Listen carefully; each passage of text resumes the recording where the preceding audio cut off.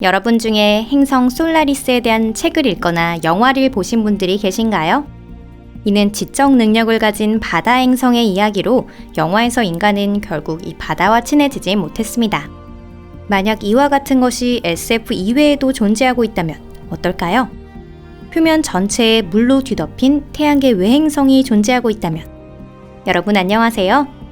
놀랍게도 과학자는 이런 행성이 존재한다고 주장하고 있습니다. 일반적으로 해양 행성은 관측 가능한 우주에서 그리 드문 현상이 아닌데요. 그렇다면 해양 행성은 어떤 모습을 하고 있을까요? 그러한 세계에서 생명은 존재할 수 있는 것일까요? 이곳은 토픽입니다. 오늘은 이 의문을 풀기 위해 여행을 떠나보도록 하겠습니다. 그럼 출발해 볼까요?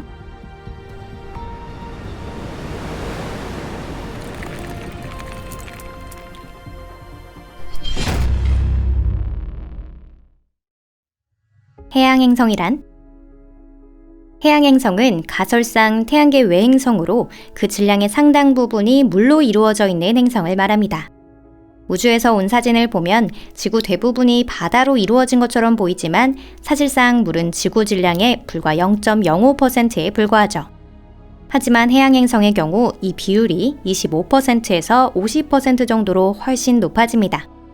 행성 전체를 덮는 물의 바다는 이 같은 외계 행성의 표면에 존재할 수도 있고 얼음층 아래에 숨어 있을 수도 있습니다. 비슷한 것이 토성의 위성 엔셀라두스나 목성의 위성 유로파에서 관측되고 있어요. 게다가 그런 바다는 굉장히 깊어서 깊이가 100km에 달하는 곳도 있다고 합니다. 어쩐지 마리아나 해구가 작은 틈처럼 느껴지는 것 같네요. 현재까지 천문학자들은 약 4,000개의 외계 행성을 발견했습니다.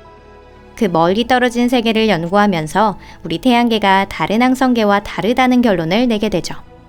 우리 태양계에는 슈퍼어스나 미니 해왕성 같은 우주에서 가장 흔한 종류의 행성이 존재하지 않습니다. 있는 것은 태양계 내의 작은 암석 행성과 바깥쪽의 거대 가스 행성뿐이죠.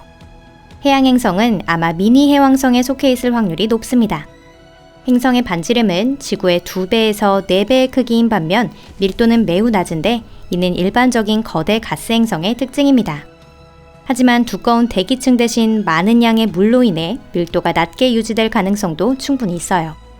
다만 이후 대부분의 미니 해왕성은 자신의 항성 근처에 위치하고 있다는 것이 밝혀졌습니다. 해양 행성은 물이 액체 상태로 존재하는 생명체 거주 가능 영역이나 주변이 온통 얼음지대인 이른바 프로스트 라인 너머에 있어야 하는데요. 결국 해양 행성은 자신의 항성으로부터 떨어져 있다는 것이 됩니다. 어쩌면 미니 해왕성 자체가 항성에서 떨어진 곳에서 형성되어 점차 항성 쪽으로 이동하는 것일 수도 있습니다. 얼음 밑의 생명. 물은 생명에게 없어서는 안 될 주요 성분 중의 하나입니다. 그렇다면 외래 생물의 단서를 찾는다면 해양 행성에서 가장 먼저 찾아야 하는 게 아닐까요? 물론 지구를 제외한 이야기지만 천문학자들이 엔셀라두스와 유로파를 태양계에서 가장 유망한 생명 발생 장소 중 하나라 부르는 것도 그런 이유 때문입니다. 엔셀라두스와 유로파는 얼음층 아래의 바다와 더불어 생물에게 바람직한 상태를 유지하기 위한 에너지를 갖고 있습니다. 우리는 엔셀라두스와 유로파의 표면에서 솟아나는 물의 흐름을 관측하고 있기 때문에 이에 대한 것은 잘 알고 있는데요. 즉, 이 두 천체는 지질학적으로 활발하다는 것을 보여주고 있습니다. 그러면 바다 세상은 어떨까요? 그런 외계 행성의 물밑 상태는 지구의 바다와 조금도 닮지 않았을 것입니다. 깊은 바다의 수압은 지구 대기압의 100만 배나 높아요.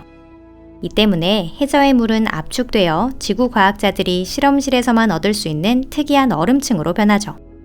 행성의 외곽은 두께가 수천 킬로미터가 넘는 얼음 갑옷 아래에 있기 때문에 그런 바다에서 열수 분출공이 존재할 가능성은 낮습니다.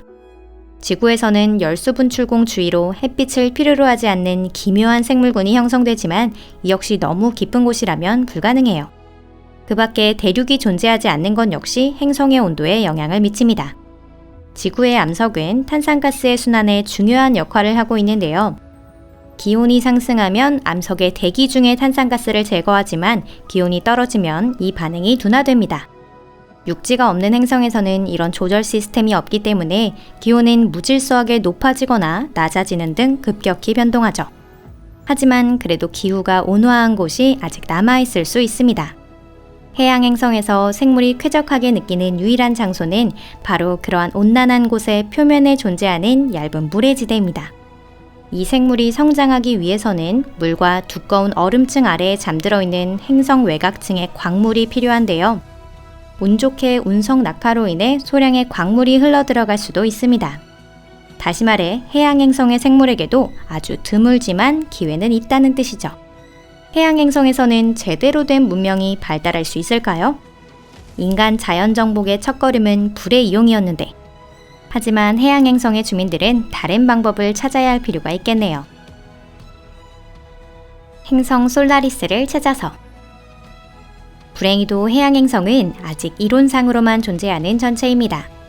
천문학자들은 아직까지 태양계 외행성을 자세히 조사할 수 없는데요. 지구에서 매우 멀리 떨어져 있는 데다 항성과 달리 스스로 빛을 내지 않기 때문에 이러한 행성들을 발견하고 관측하기 위해서는 간접적인 방법을 사용해야 하기 때문입니다. 천문학자들은 외계 행성의 크기와 질량, 또한 항성까지의 거리를 추측으로 알아낼 수밖에 없습니다. 이런 계산에 근거하여 수학적 모델과 컴퓨터 시뮬레이션을 구축합니다. 나사 천문학자가 실시한 최신 조사 결과에 따르면 해양 행성은 우리 은하에 상당수 존재하고 있다고 합니다. 지구와 같은 크기로 질량이 지구보다 큰 53개의 외계 행성을 선출하여 조사한다면 그중 약 25%의 유로파, 엔셀라두스와 같은 바다가 있을 확률이 높습니다. 과학자들이 그러한 행성에서 얼음 화산 자국을 발견할 수 있다면 외계 생명 탐구에 큰 진보를 꾀할 수 있을 거예요.